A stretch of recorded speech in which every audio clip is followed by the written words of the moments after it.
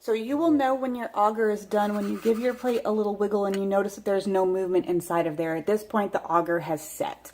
Just to show you what that looks like, notice there's no movement inside of that anymore. There's no air bubbles or anything. And so in the notes, I mentioned that it's going to be kind of like set Jell-O, and that will be the consistency. Never leave your lid on the countertop like I just did, but I'm not going to try to grow anything. I'm just making this video to show you what things are going to look like. Once it's set to this point, you're going to go ahead and flip them over. When they're upside down, that's how you're going to leave them at any point, and it's because of the condensation on the lid.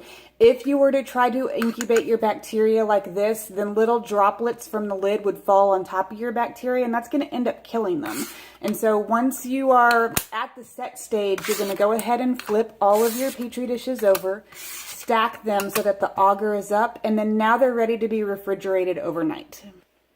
So once these have been in the refrigerator overnight, they're going to be ready for you guys to use them. These are your sterile swabs. Open them away from the cotton tip.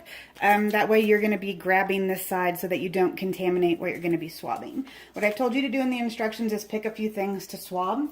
I'm going to go ahead and swab my coffee maker because why not? So you pull the swab out. You just lightly swab whatever it is you were going to try to see what's growing on there. And then you come back, watch out, Ginger's behind you. And then you're going to come in here. Now here's where you don't want to put your lid down. And you don't want to press too hard on this. So I'm going to go ahead and put this down like this so that you can see.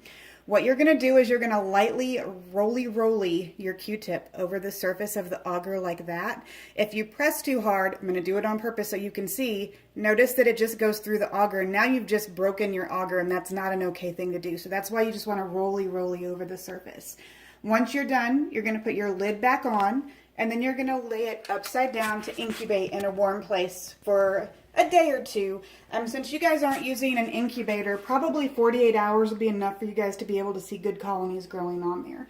But you're going to do that with the other two plates, with the other things that you decided to swab. And then your fourth plate, you're going to leave closed at all times. It's your control so that you can see whether or not your auger was sterile when you made it. If you get growth on this plate, it means that your auger wasn't sterile to begin with, and so it starts to put into question the stuff that you had growing on your other plates. Was this stuff growing on here just because your auger wasn't sterile, or was it growing because of what you swabbed had some contamination on it? So that should get you all the information that you need to get going. Good luck.